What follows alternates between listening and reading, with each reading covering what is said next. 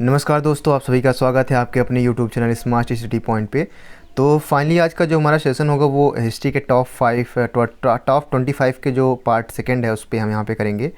तो इससे पहले बता दो कि पार्ट 1 ऑलरेडी आप लोगों को अपलोड कर दिया गया है। अगर आपने नहीं देखा है तो जाके वहाँ पे देखिए, इसके डिस्क्रिप्शन बॉक्स में आपको लिंक मिल जाएगी।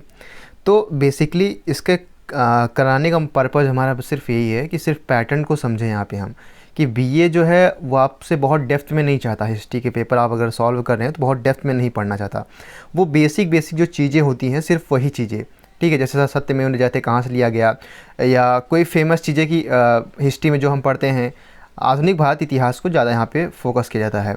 हालांकि आदिकाल जो प्राचीन भारत का इतिहास है उसमें भी फोकस दोनों का बराबर रहता है।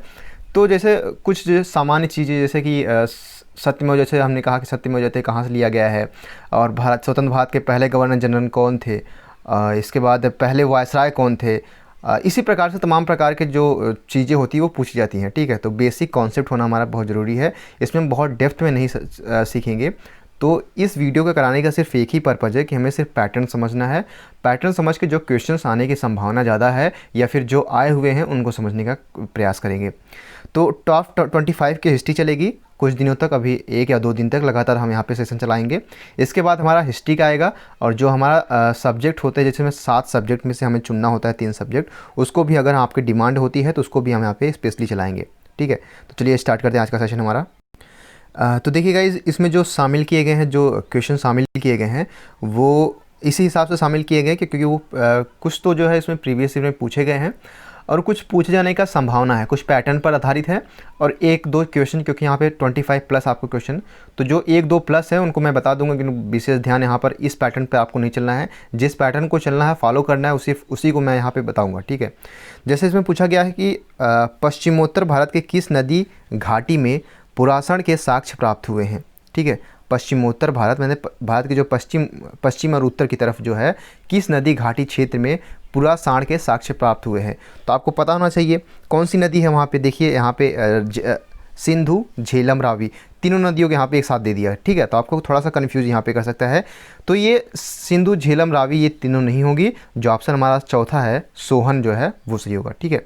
तो पश्चिमोत्तर भारत के किस नदी घाटी यानी सोहन नदी घाटी पर जो है वो पुराषण के साक्ष्य जो है वो प्राप्त हुए हैं। तो ये इंपॉर्टेंट क्वेश्चन है क्योंकि ये बीए में 100% जो मैं बता रहा हूँ उसको आपको रट लेना है। जो चीज़ें मैं यहाँ पे बता रहा हूँ आपको, उनके चांसेस आने के यहाँ पे 99% है, ठीक है। हो सकता है कि ना आए, लेकिन जो पैटर्न होगा सिर्फ उसी पैटर्न को यहाँ पे हम अगर फॉलो करेंगे डेफिनेटली वो चीज़ें यहाँ पे आएंगी।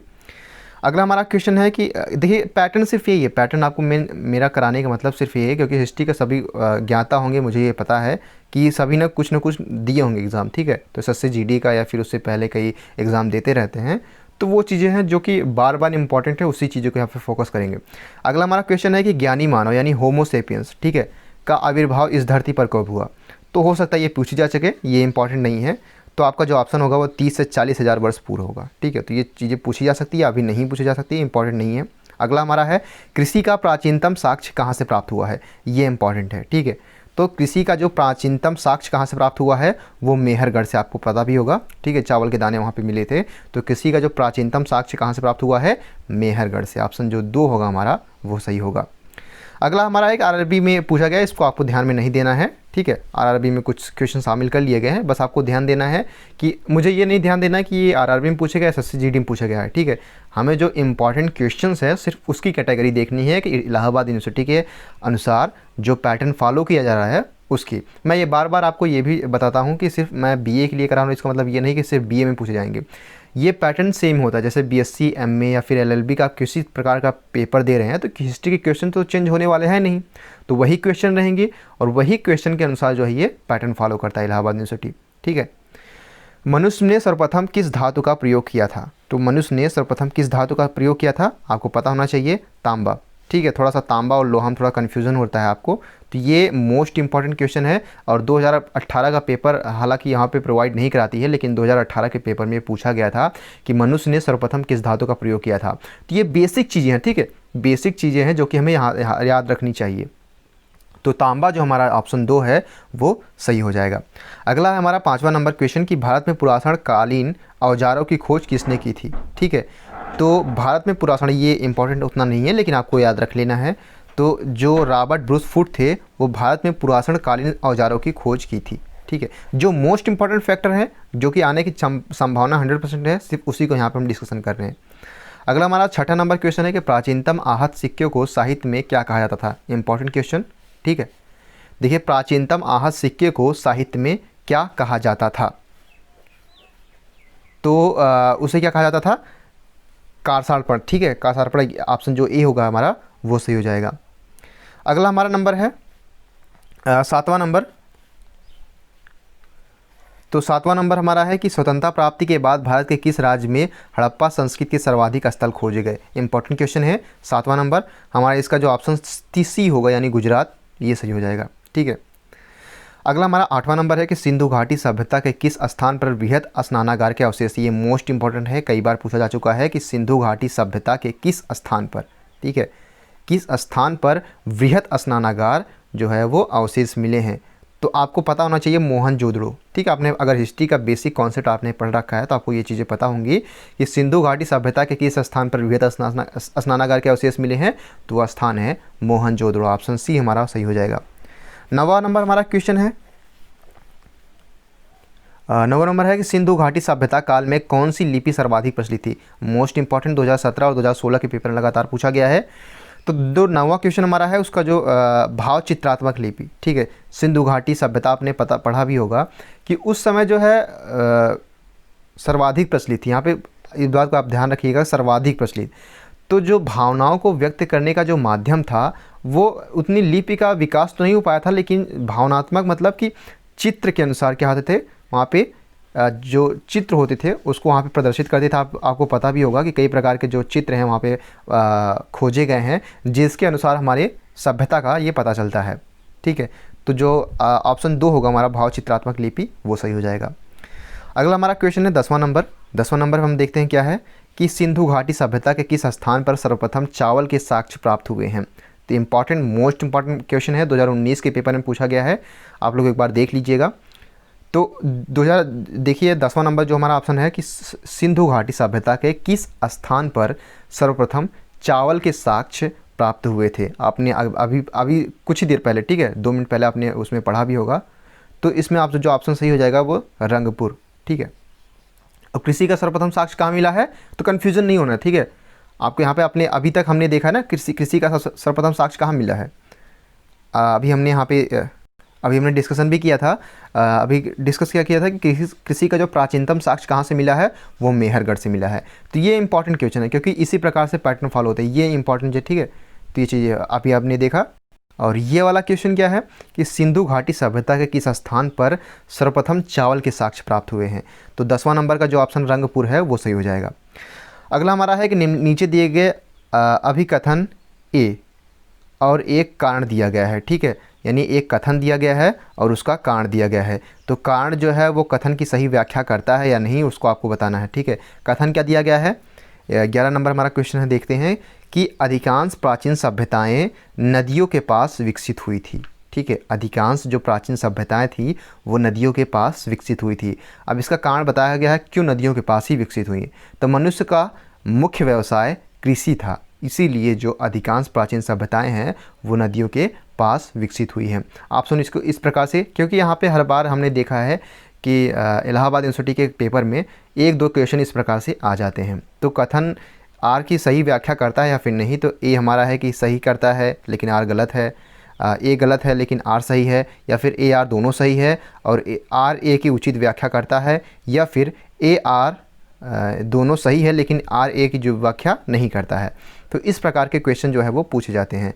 तो हमारा जो 11 का ऑप्शन हो जाएगा, यानी ए आर दोनों सही हैं लेकिन आर ए की उचित व्याख्या नहीं करता है। यानी कि मनुष्य का मुख्य व्यवसाय कृषि था, इस कारण जो है प्राचीन सभ्यता नदियों के पास विकसित नहीं हुई थी। हालांकि दोनों सही हैं, ए आर यानी कि मनुष्य का मुख्य जो व्यवसाय था वो कृषि ही था। ठीक है, और अधिकांश प्राचीन सभ्यता नदियों के पास ही विकसित हुई थी। तो ये क्वेश्चन हो गया, ये मोस्ट इंपॉर्टेंट क्वेश्चन था। अगला हम देख लेते हैं कि हड़प्पा संस्कृति में आग में पकी हुई मिट्टी को क्या कहा जाता था। ये 2018, 2015, 2017 सभी के पेपरों में लगभग लगभग एक ईयर गैपिंग या फिर हर बार ये पूछा गया है कि हड़प्पा संस्कृति में आग में पकी हुई मिट्टी को क्या कहा जाता है। ठीक है, तो आपको पता होना चाहिए। तो जो टेराकोटा कहा जाता है, ठीक है, जो हड़प्पा संस्कृति में जो आग में पकी हुई मिट्टी होती थी, जैसे ईंट का उदाहरण लेते हैं। ईंट क्या होती है, आग में इसको, आग की भट्टी में इसको पकाकर निकाला जाता है, तो उसे क्या कहा जाता था उस समय हड़प्पा संस्कृति में, आग में पकी हुई इस मिट्टी को यहाँ पर टेराकोटा कहा जाता था। तो ये पैटर्न देखिए यहाँ पे, आज जो कल का हमारा पैटर्न था वो क्या था, वो आधुनिक भारत के इतिहास से था, और आज का जो हमारा पैटर्न है वो प्राचीन भारत के इतिहास से महत्वपूर्ण क्वेश्चन यहाँ पे शामिल किए गए हैं। तो इसी प्रकार से पैटर्न 2-4 क्वेश्चन हम यहाँ पे कर लेंगे तो हमें जो कॉन्सेप्ट हमारा वो चीज़ें क्लियर हो जाएंगी। तो बार बार हम यहाँ पे भटकेंगे नहीं कि कौन सी चीज़ें पढ़नी है, कौन सी चीज़ें छोड़नी है। तो बेसिकली आपको यही चीज़ें रट लेनी है। अगर ये चीज़ें आती हैं तो डेफिनेटली ये वीडियो देखने की भी कोई ज़रूरत नहीं है। अगला हमारा है 13 नंबर। 13 नंबर हमारा है कि हड़प्पा कालीन किस स्थल पर पूर्णतः किलेबंदी का प्रमाण मिलता है। तो हड़प्पा कालीन किस स्थल पर पूर्णतः किलेबंदी, मतलब कि जो महल बनाए गए या फिर जो घर बनाया गया उसका पूरा किलेबंदी, तो सर्वप्रथम कहाँ पर ऐसा स्थल मिलता है, तो आपको पता होना चाहिए वो था कालीबंगा। ये इतना इंपॉर्टेंट नहीं है क्योंकि ये पूछा नहीं गया है, लेकिन हमने शामिल कर लिया है। ठीक है, 14 नंबर है हमारा, सर्वप्रथम किस ग्रंथ में भारत का प्राचीन नाम भारतवर्ष। ये मोस्ट इंपॉर्टेंट क्वेश्चन है बीए के एंट्रेंस एग्जाम की अगर देखा जाए, क्योंकि इसी प्रकार के पैटर्न को फॉलो करते हैं। तो सर्वप्रथम किस ग्रंथ में भारत का प्राचीन नाम भारतवर्ष का उल्लेख किया गया है। इस प्रकार के पेपर बार बार क्वेश्चन में पूछे गए हैं। ठीक है, तो जो हमारा अष्टाध्यायी है, ठीक है, अष्टाध्यायी में सर्वप्रथम भारत का प्राचीन नाम भारतवर्ष के नाम से उल्लेखित मिलता है। अगला हमारा 15 नंबर क्वेश्चन है। तो 15 नंबर की बात करते हैं। तो 15 हमारा है कि किस पुराण में मौर्य वंश के संबंध में अधिक ऐतिहासिक जानकारी प्राप्त होती है। मतलब ऐसा कौन सा पुराण था, ऐसा कौन सा पुराण था जिसमें मौर्य वंश के संबंध में अधिक ऐतिहासिक, मतलब जो ऐतिहासिक घटनाएं हैं उनके बारे में जानकारी प्राप्त होती है। तो वो था हमारा विष्णु पुराण में। विष्णु पुराण में हमारा मौर्य वंश के संबंधित अधिक ऐतिहासिक जानकारियाँ प्राप्त होती है। अगला नंबर हमारा है कि 16 नंबर हमारा देख लेते हैं। 16 नंबर है ऋग्वैदिक काल में अधिकारियों के समूह को क्या कहा जाता था। मोस्ट इंपॉर्टेंट क्वेश्चन है ये कि ऋग्वैदिक काल में अधिकारियों के समूह को क्या कहा जाता था। तो उसे क्या कहा जाता था, रत्निन। ठीक है, रत्निन आपको ध्यान रखना है कि ऋग्वैदिक काल में अधिकारियों के समूह को रत्निन कहा जाता था। ऑप्शन सी हमारा सही हो जाएगा। वहीं अगर 17 नंबर क्वेश्चन की बात करें तो उस राजा को सलाह देने वाली प्रमुख संस्था को क्या कहा जाता था। 17 नंबर क्वेश्चन है कि जो राजा को सलाह देने वाली जो संस्था थी वो उसे प्राचीन काल में उसे क्या कहा जाता था। सभा समुदाय, जनसमूह समुदाय, सभा समिति या फिर समिति एवं समुदाय। तो आपको पता होना चाहिए सभा समिति। ठीक है, आपने पता अगर थोड़ा डेप्थ में पढ़ेंगे तो सभा समिति किसकी पुत्रिया कहलाई गई, आपको बताना कमेंट बॉक्स में। ठीक है, तो ऑप्शन हमारा जो सी हो जाएगा वो सही हो जाएगा। आपको डेफिनेटली ये इस क्वेश्चन का आपको प्रजापति, तो यहाँ पे मैंने बता भी दिया है। तो आपको डेफिनेटली इन सब चीज़ों का जो मैं बेसिक जो बता रहा हूँ वो चीज़ें आपको पता होनी चाहिए कि सभा एवं समिति जो है वो राजा को सलाह देने वाली प्रमुख संस्था के कार्य के रूप में कार्य करती थी। आपने इतिहास में अगर पढ़ा भी होगा तो प्राचीन काल में ये चीज़ें यहाँ पे हमने पढ़ी है। 18 नंबर का क्वेश्चन की बात करें तो 18 नंबर हमारा है कि ऋग्वैदिक में किस मंडल में दशराज युद्ध का उल्लेख मिलता है। हालांकि ऐसे क्वेश्चन बहुत कम आते हैं, तो एक बार थोड़ा सा हमने यहाँ पे शामिल कर लिया। हो सकता है कि यहाँ पे घुमा फिरा के पूछ भी सकता है। तो 18 नंबर का जो है 7वें मंडल में। ठीक है, तो ये थोड़ा सा टफ होता है, तो ऐसे क्वेश्चन को थोड़ा सा अवॉइड कर देना भी ठीक रहता है, क्योंकि इसमें गलती होने के जो चांसेस होते हैं वो काफ़ी ज़्यादा होते हैं। तो ऋग्वेद के किस मंडल में दशराज युद्ध का उल्लेख मिलता है, तो 7वें मंडल में। अगला हमारा जो है वो मोस्ट इंपॉर्टेंट है कि सत्यमेव जयते किस उपनिषद से लिया गया है। मोस्ट इंपॉर्टेंट क्वेश्चन है, तो हर बार जो है ये पूछा गया है। तो मुंडकोपनिषद से सत्यमेव जयते जो है लिया गया है। ठीक है, अगला हमारा क्वेश्चन है 20 नंबर। हमारा क्वेश्चन क्या करता है कि उत्तर वैदिक काल में लोहे के साक्ष्य का उल्लेख सर्वप्रथम कहाँ से प्राप्त होता है। तो उत्तर वैदिक काल में लोहे का साक्ष्य मोस्ट इंपॉर्टेंट क्वेश्चन है। पैटर्न यही है, देख लीजिएगा, क्योंकि पैटर्न आपको फॉलो करना है। तो 20 नंबर का जो क्वेश्चन का आंसर होगा हमारा वो हो जाएगा अतरंजी खेड़ा। ठीक है, ऑप्शन जो हमारा सी होगा वो सही हो जाएगा। अतरंजी खेड़ा में उत्तर वैदिक काल में लोहे के सर्वप्रथम साक्ष्य मिलते हैं। ठीक है, हालांकि ये क्वेश्चन पूछा नहीं गया है, एक बार आप ध्यान रखेंगे उत्तर वैदिक काल में, लेकिन हमको यहाँ पे रट लेना है। अगला हमारा 21 नंबर का क्वेश्चन है कि जहाँ यह मानते हैं कि भगवान बुद्ध ने अपना पहला उपदेश दिया था उस स्मारक का नाम बताइए और जिसे seat of the holy Buddh यानी seat of the holy Buddha भी कहा जाता है।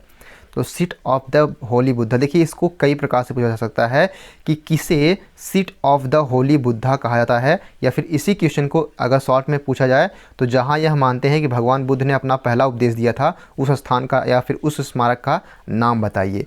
तो 21 नंबर का जो हमारा ऑप्शन हो जाएगा वो है धामेक स्तूप, जो कि सारनाथ में स्थित है, जहाँ पे पहला उपदेश, या फिर इसको इस प्रकार से भी पूछा जा सकता है कि महात्मा बुद्ध ने अपना पहला उपदेश कहाँ पर दिया था, सारनाथ धामेक स्तूप में। ठीक है, 22 नंबर हमारा क्वेश्चन है कि बौद्ध ग्रंथ जो त्रिपिटक था कि किस भाग में बुद्ध के धर्मोपदेश का उल्लेख मिलता है। इंपॉर्टेंट क्वेश्चन है कि बौद्ध ग्रंथ त्रिपिटक के किस भाग में बुद्ध धर्मोपदेश का यानी धर्म का जो उपदेश दिए थे वो कहाँ पे उल्लेख मिलता है। तो 22 नंबर का हमारा यानी सूत्र पिटक में बौद्ध ग्रंथ के त्रिपिटक के सूत्र पिटक भाग में धर्मोपदेश का उल्लेख मिलता है।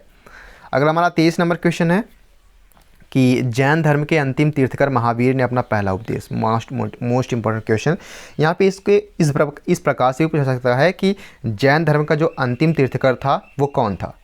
तो ठीक है, आपको ऑप्शन में दे दिया जाएगा, महावीर भी होगा। तो आपको याद रखना है कि जो जैन धर्म के अंतिम तीर्थकर थे वो महावीर थे। इन्होंने अपना पहला उपदेश कहाँ पर दिया था, तीनों ने अपना पहला उपदेश दिया था राजगृह में। मोस्ट इंपॉर्टेंट क्वेश्चन है। 24 नंबर हमारा है, देख लेते हैं। तो 24 नंबर हमारा है कि प्रथम बौद्ध संगीत का आयोजन किसके शासनकाल में किया गया था।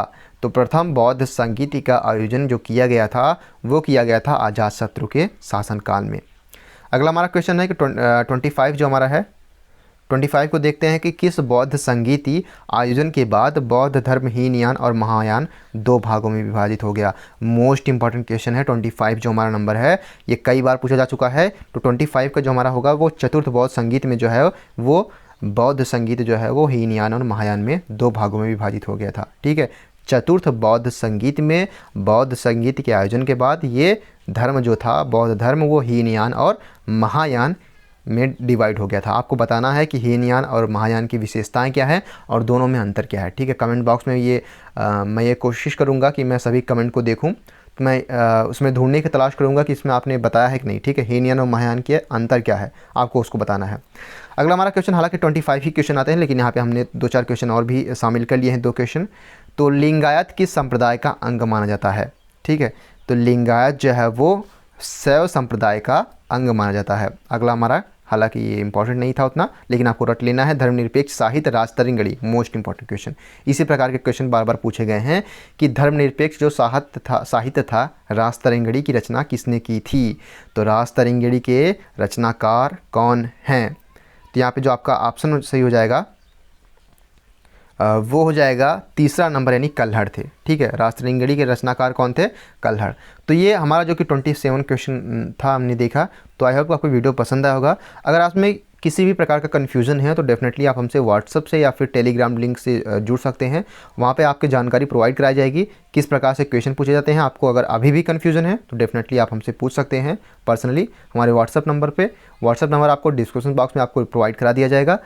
तो आई होप कि आपको समझ में आ गई होगी। So keep it up, best of luck, thank you so much.